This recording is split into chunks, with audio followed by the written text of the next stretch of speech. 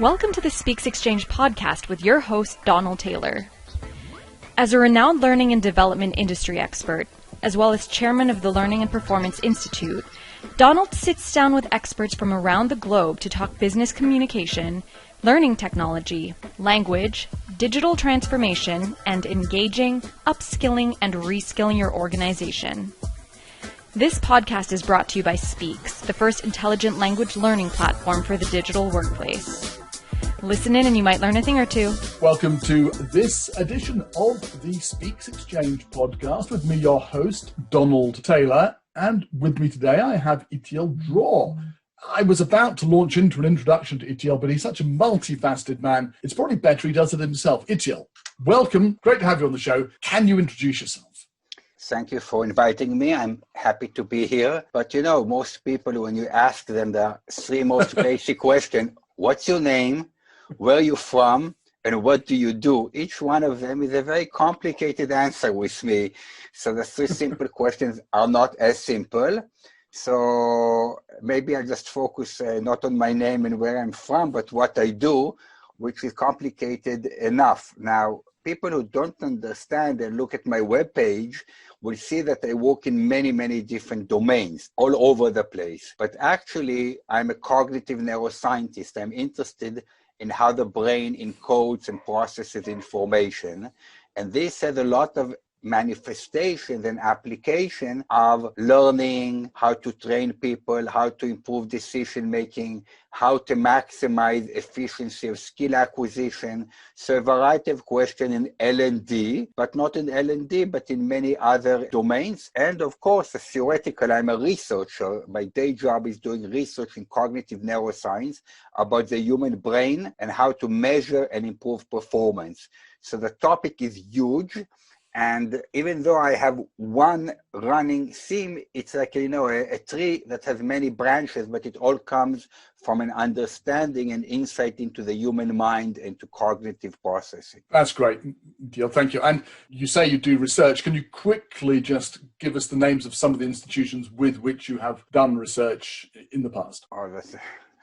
Well, again, my CV is 67 pages just to read it to you, but really trying to simplify. And I feel a bit bad when I do this kind of podcast because you ask already before we started, real complicated, deep question. It's like a journalist on TV, they interview you and they say you have 20 seconds on the news to summarize a huge domain. So in terms of institution, then I began in the United States at Harvard University, where I got my PhD.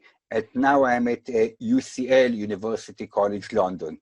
Between them, there's a few other places. Fantastic. Thank you, Itiel. I'll try to make the rest of the questions simpler, but I suspect that you will find complexity in every question that I ask you. You have been influential, I think possibly more than you know, in learning and development, looking at neuroscience, looking at the mind and cognition and considering how science can inform what we do. Do you think from your knowledge, and you've spoken at events that I've chaired a couple of times, do you think from your understanding of what L&D is doing that we are doing a good job of taking research and knowledge from your domain into the practice of workplace learning and development? Well, thank you very much for your kind words about me being influential.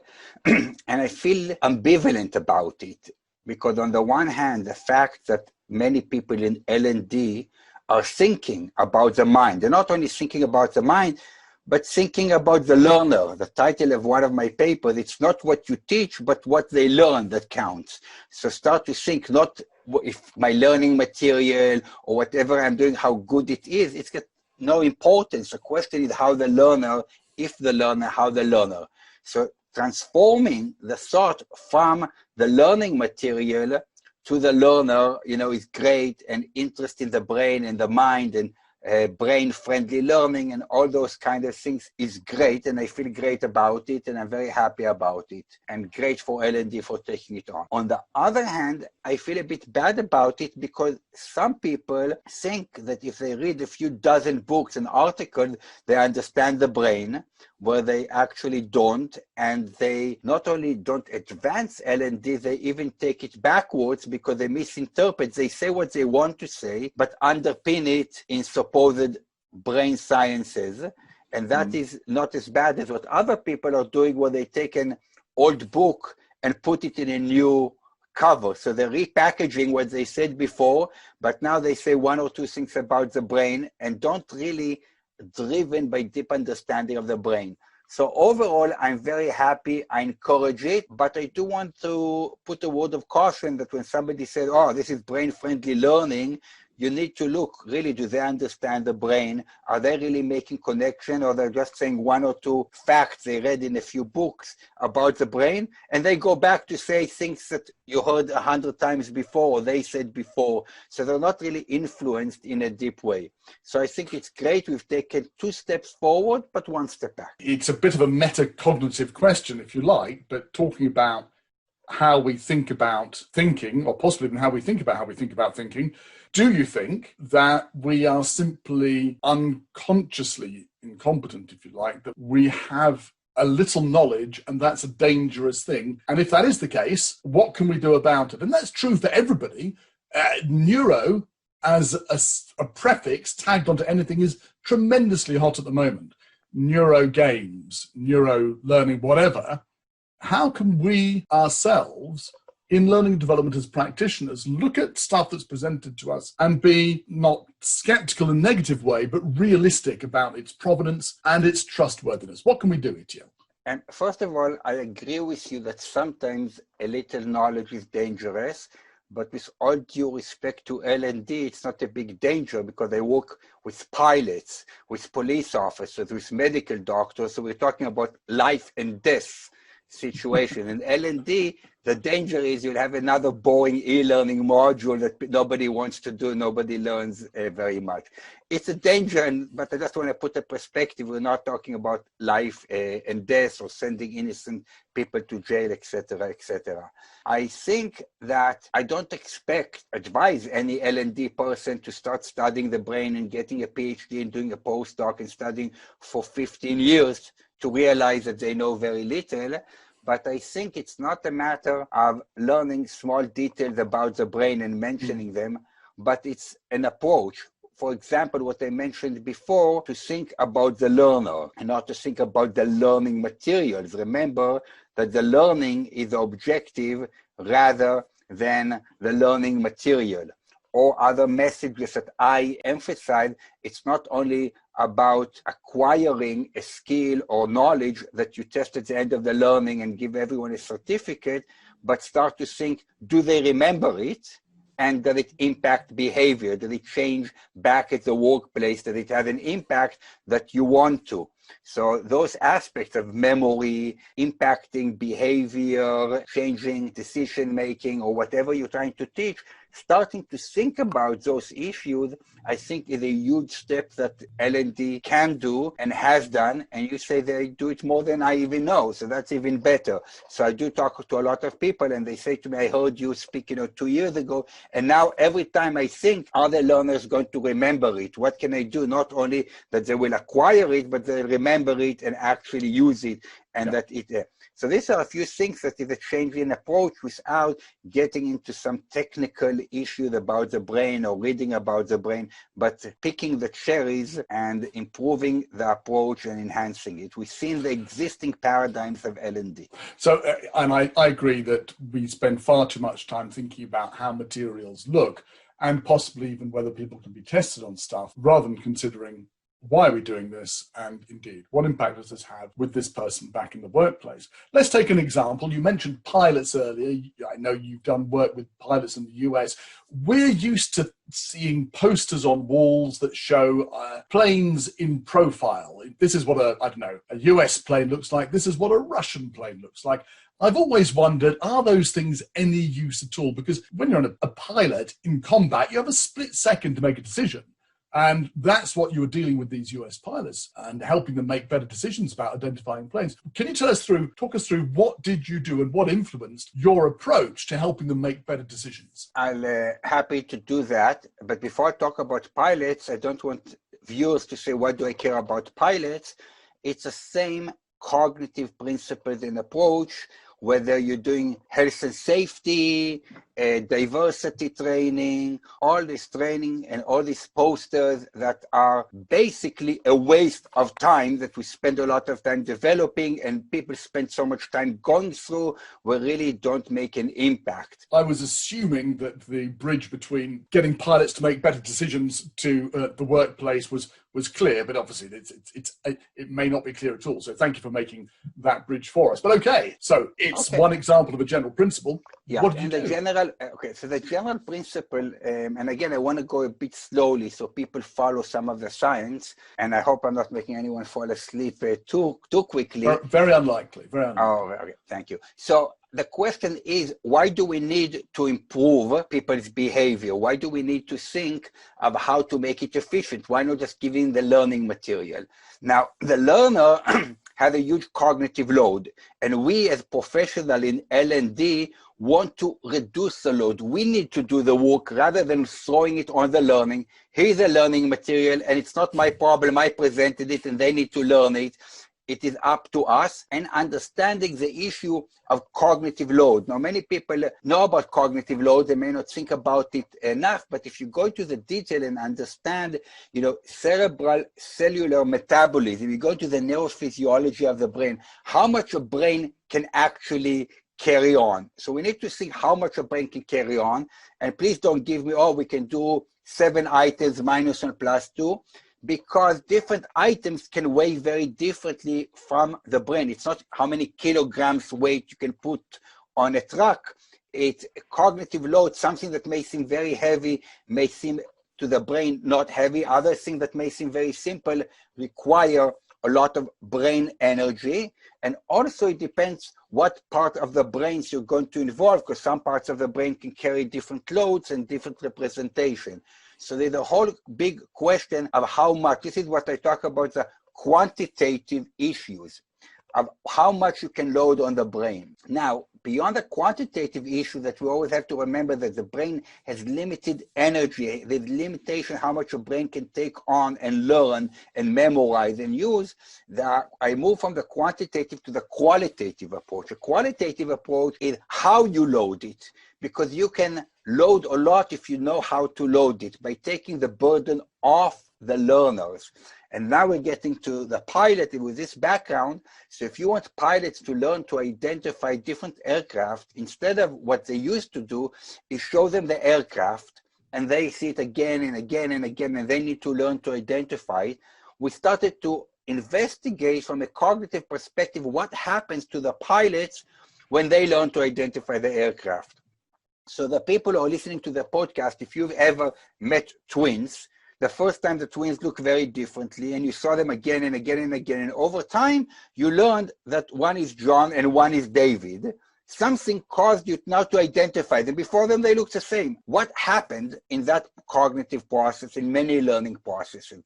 So with the twins and with the aircraft, what happens, the brain, and it's unconscious, we're not even conscious of that, the brain picks up on unique features of each aircraft, on unique features of each of the twins. Maybe one twin, the eyes are a bit more elliptic or more round, or the nose, the nostrils is a bit bigger, small differences, and that's a unique feature. And the same with aircraft. So for example, they pick up a certain feature on a certain aircraft as a unique feature, and it takes a lot of time for the brain to pick that up and to encode it. So what we do, we take that burden off the learner, and when we present the learning material, we exaggerate what needs to be learned. So in the aircraft, we exaggerate a certain feature of the aircraft, so the mental representation, acquiring the information, is easier for the learner and is maintained better for the long term. So if you're training in any new thing, new health and safety regulation, new accounting regulation, or whatever, you give all this learning material, and I sit with expert domains to say, what do they need to learn? They say they need to learn this. No, they don't need to learn this. It's usually a more critical piece of information from all what you're giving them in the slide, or in 10 slides, is 2 or 3 critical pieces of information, and you need to know what they are, the people who do the L&D, and then don't present it to the learners between all the junk that you give them, the thing that they really need to learn, and you need to give the junk and the context for a variety of reasons, but emphasize it. Make it bold, make it italics, make it a bigger font. Even things simple like that. You don't have to go to complex morphing algorithms or what we did with the Air Force.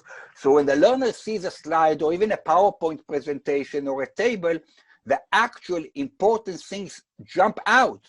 You've done the work, you know what's important, you highlight it, and then they learn faster, remember it better, and it's much more efficient. And then you can load more information because you've reduced the load from the learner. You gave it to them ready-made, actually brain-friendly. So to summarize, you can look at two twins and they can appear identical over time. You come to unconsciously, the brain naturally finds a way to differentiate them. The same is true, but it's going to be more effective if you get your people to learn the stuff that you know eventually they will focus on. Maybe the MiG-27 air intake is larger and in a slightly different position than it is on an American F-16, and that's crucial for a fighter pilot to know. Now, that's something which is involving split-second decision-making, but it's something you might make a decision on a number of times. Let's hope not, but presumably you've got a fighter pilot flying, they may see another aircraft and he or she may decide, well, I need to make a decision about what that aircraft is now. That might happen, I don't know, once a week, once a month, whatever. But there are other times when you want somebody to learn something and it's a just in case. They may never need this in their entire life, or they might need it once. How do you make that so vivid for people that they are not, in your words, overwhelmed with all the rubbish around it, but that salient thing they have to know sticks with them, and then when they're in a similar position in the future, they know, yes, this is the thing I need to do, whether it's, I don't know, saving a life or instigating a procedure or whatever. You're asking the most complicated learning, right? You're talking about learn now for something that you're not going to use for a long time, but when it happens, it's really important. And it's really important. So it's not something you usually do, and you go to the job and you screw it up once or twice and you learn, and to get it to do it better and better over time. You cannot afford to make a mistake. And a classic example will be in the medical domain when we train doctors for a pediatric cardiac arrest when a child had a heart attack. So a doctor may never see it or may see it, in 10, 20 years, but then it's very important that they know what to do when the child gets a heart attack. So to do that, we need to create real salient mental representations, which means we want to do something during the training that it will really be carved, ingrained into the brain. So when it happens, you can retrieve it. And again, it can be 20 years from now, and it can be a very emotional, stress, time pressure situation if you want to add to it. And what you need to do is to give memorable experience during training. You always want to give a memorable experience, an emotional experience, an involved experience. But here you need to go the extra step because they're not going to get any reinforcements. They may not use it for a long time. We can't afford for them to make a mistake. And then you want to do something a bit more than the normal. I have a technique called the terror of error, and you can use other techniques. Basically, you want to give them a very strong experience during the training, emotional, I don't want to say traumatic, but something that would really knock them off their chair, something that they're going to remember this event. And one of the things that the brain remembers really, really well is mistakes. When we make mistakes, when we make errors, we really remember them well. And that's generally true in training, that we learn more from mistakes than when we get it right. Then it's good to try during training, again, depending on the application and depending on a lot of factors, to cause the learners to experience a mistake that they make and then correct it. But experience of a mistake and then hitting the metal when it's hot. So don't wait a year later to say, but they understand the mistake, and then they learn how not to make the mistake, and then they practice correct. But start off by what I call sabotage. Set them up to make a mistake, and then they're not only going to remember it, they're going to be motivated for the learning. They know they need to learn, they understand the importance, they know that they can't do it. So it's a metacognitive insight, because people believe they can do things which they can't, and then you teach them how to do it. So they had a real good emotional experience, motivating, engaging experience. And in the end of the learning, they don't say, oh, what a waste of time. They feel they learned something because in the beginning, they did it wrong and now they did it correctly. But in terms of your question, you gave them an emotional, strong experience that they will remember and modify their behavior. The power of error, the terror of error, the power of mistakes, where we engage it and we set them up to make mistakes and learn from that. So just for an example, I just want to translate it from, some pediatric cardiac arrest to every day when you train people to work on an EPOS, electronic point of sale. It's cashier. So they work in a big store and you train people how to do the cashier. And you also train them how to avoid and how to learn fake banknotes. So instead of showing them and how to do it and they're falling asleep, let them accept a fake banknote. And after they accept it, they say, hey, bring it back to me. And it can be on an interactive video, it can be online or whatever means to do it. And then you say, oh, look, this note is fake and you accepted it. I said, oh my God, you don't want to make them feel stupid, but you want them to get a bit of, oh, I made a mistake. Look, now I can see obviously this, $100 bill or 50 euro or 20 pounds, whatever the bill is, it's fake. I should have seen it. Why didn't I see it? And here we train them how to notice it. They're going to pay attention to notes more. They're going to detect more. So you want them to experience things and again, to give them a salient mental representation and a whole bunch of other things. Experience the failure and the correction of the failure immediately afterwards. Yes, and the failure that happens at the workplace is random. You may have a failure or a situation that really is not important. When you do the training, you can cause the failure or the situation that likely going to lead to failure, the ones that are important educationally that are going to happen in the workplace. So for example, with medical surgeon, orthopedic surgeon, we developed training.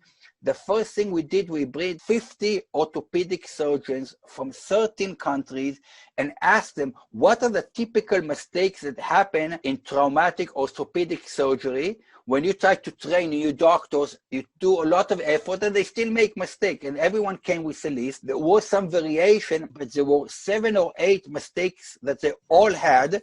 And high on the list that are typical mistakes that happen during orthopedic surgery, which we find very hard to train new surgeons.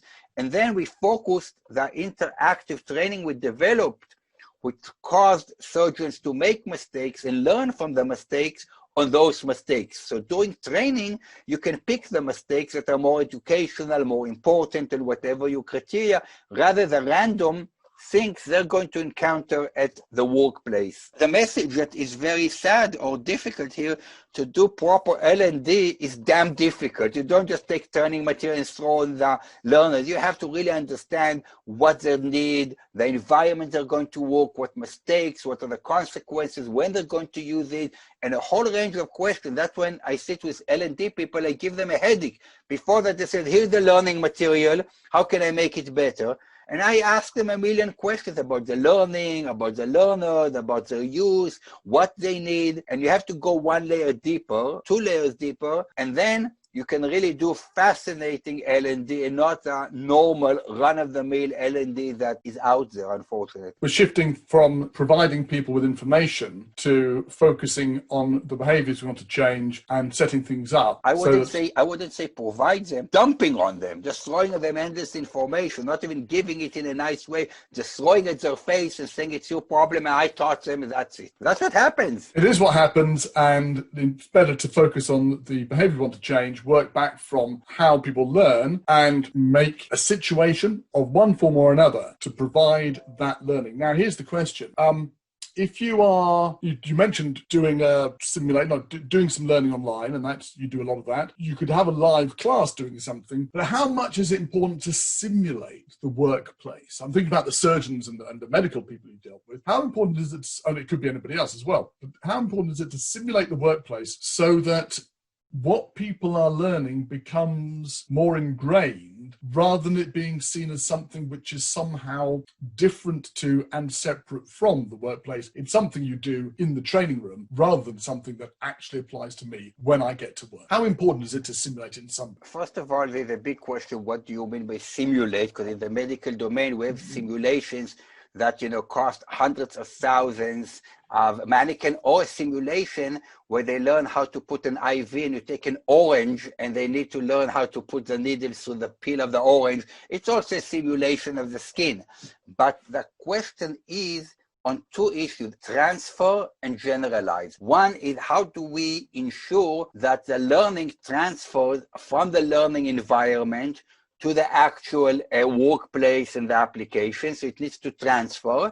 And not only it needs to transfer, it needs to generalize. So you can generalize from the learning to many situations. You haven't learned one thing and you do that one thing at the workplace, but you can generalize it to similar circumstances where you can apply the learning to a wide range. Now, to generalize and transfer, again, it's a very complicated issue, and depending how the brain encodes the information, but I would say that the more similar the learning is to the context of usage, the better you get the transfer. So it can be simulations, but not necessarily simulations. But for example, right now there's COVID around. So I'll give an example. If you're learning to do a certain procedure, and when you're doing it, you're going to have a mask on and you're going to have gloves on. During training, when you're learning to do it on a mannequin, in theory, you don't need the mask and the gloves on, but it's important that you put the gloves on and that you put the mask on.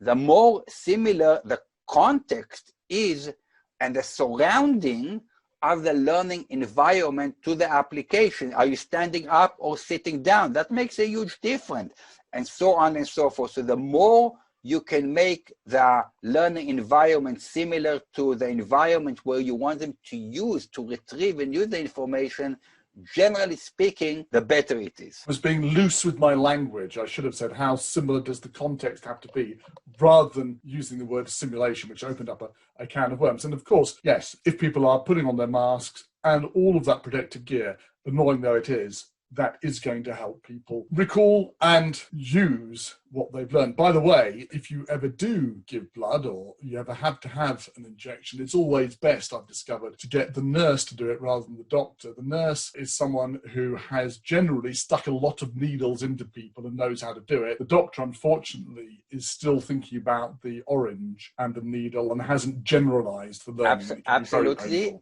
And also, while the nurse is putting the needle in your hand, don't talk to them and distract them and talk about the politics or the weather or whatever. Let them do their job and focus. And more important, when they give you medication in the ward, because if they stick a needle and don't stick it well and they stick you 4 times, you may have a bit of pain and bruising. But if they give you the wrong medication, you may find yourself in a very bad situation. So don't distract people when they're trying to help you. Let them do their job.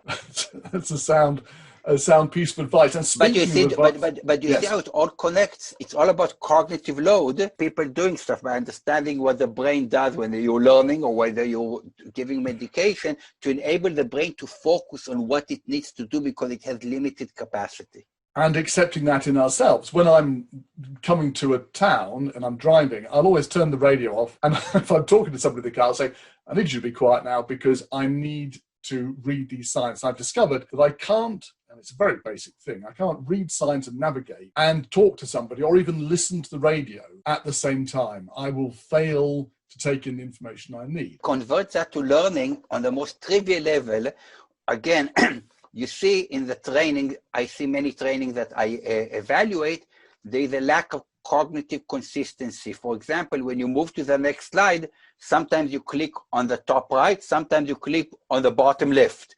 Now it's trivial, people find it, but you're spending the learning cognitive resources on figuring out the technical stuff of how to navigate the learning. The capacity to learn is diminished. They don't spend the cognitive brain power into learning, and there's a lack of cognitive consistency at the same time. Sometimes text is read, sometimes it's not read. It's just so confusing. Now, people say it's not so confusing. I figure it out, but this energy that you use to figure out is not going to learning, acquiring, and memorizing. It's exactly I tell you what, the same Itiel, I do a lot of work helping people with webinars. So it's not learning, it's simply putting people in information in front of people on slides. Well, they may learn, they may not, but the purpose is more broadcasting than learning. Nonetheless, the principle is the same. I always say to people, don't force the participant to interpret. So I call it the road sign principle. You've got to be able to look at it and get it immediately. And if you can't get it immediately, there is something wrong with what you're designing.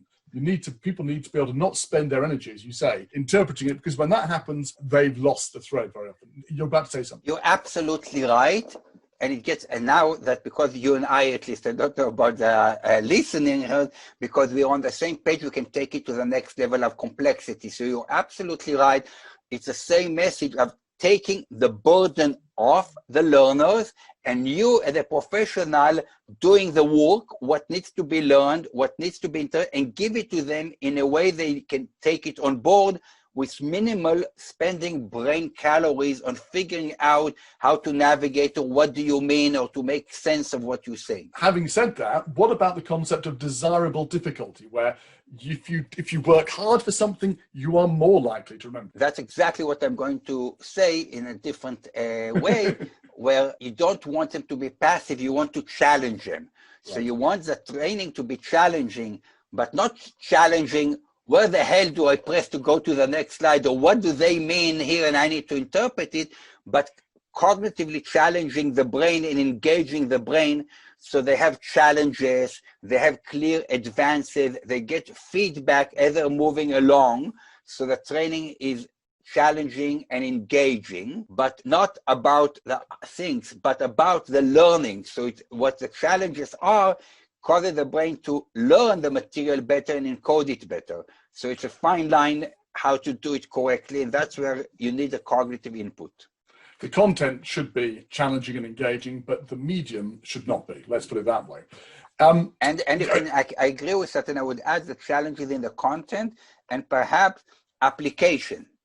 Right. Something like that, and give them example, and they have to generalize and they have to do something with it and take it to the next step. So there are many ways you can do challenges, but definitely not on the technical stuff. And you know, and I know that all these IT systems and learning management system, most of the time we spend ticking stupid boxes, which how many pages, how many ticks, how many is this, you have to get. By the time I start the learning, I'm depressed, I'm frustrated, I'm tired, we're all stressed in life, and I'm already in a bad, pissing mood. I'm not in an engaging, enthusiastic mood to learn. I've already gone through hell to get to the first slide. These things we need to deal with. They're important for the learning. What we're doing in this conversation, Itiel, is trying to boil down, let's say 2 or 3 decades of experience, knowledge, understanding, and application of cognitive neuroscience, boil it down into 20 to 30 minutes of podcast insight. That's a tough challenge, obviously. If you had one piece of advice, because let's wrap up with this question. If you had one piece of advice to give to anybody in learning and development about the whole field of cognitive neuroscience, what would that be? I hate doing it, but I will. I would say one message. Don't forget the learner. Don't spend so much time on the learning material and the technology. Keep your eye on the ball. The technology and the content and everything are not a goal. They're an instrument. They're a means to get the learner to learn something and memorize and remember it and use it. So in one line, don't forget the learner.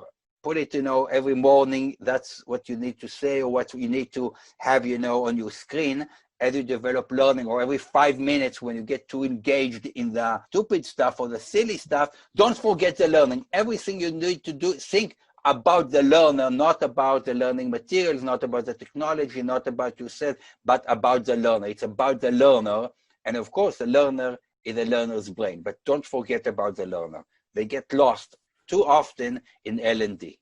It's the learner's brain. It's also the learning process, as you say, what's happening in the brain. And it's also, as we've discussed at length, the context in which the learner finds themselves, because that will affect how they're able to learn and how they're able to recall and how they're able to apply later By the on. way, you said, with summarizing, like decades of knowledge and experience. If people are interested, I can send you, I don't know if you'll be able to show them, but I have a link and a resource page with a lot of articles and information about learning. And if you can't find the link or Don Taylor didn't put it in a brain-friendly, salient location, then you can just Google my webpage under training and brain-friendly, and there's a lot of information for people who are interested. Itiel, we will put that link. You send me that link. We're going to put that link in the show notes, and people can click on it, and it will be absolutely in a totally brain-friendly link that people can click on and get straight there. I do recommend doing that. Yeah, we don't I've read plenty of Itiel's stuff. Yes, I like to say, we don't want the shoemaker to be barefoot, so we better do it properly. Exactly. One last thing, Itiel, I always ask the question, what are you curious about right now in your field? I'm curious about many things, but curiosity kills the cat, so we have to be careful. But my curiosity has not changed. It's the human mind, understanding the human mind. And even though I emphasize that I translate a lot of my understanding and insights about the human brain and cognitive processing into L&D in the applied world, by translating it, by working in the real world, I learn, I go back and do more research, I get a lot of insight. It's a two-directional learning experience, applying theory, it fits the theory, and the curiosity have not changed since the beginning. It's the same basic wanting to understand the human mind, what makes us tick and how can we improve our learning and performance. Fantastic. And how great to have that salient curiosity there in front of your mind throughout your career, and I hope for many decades to come to it. Thank you so much for coming on the podcast. My pleasure. Thank you for having me.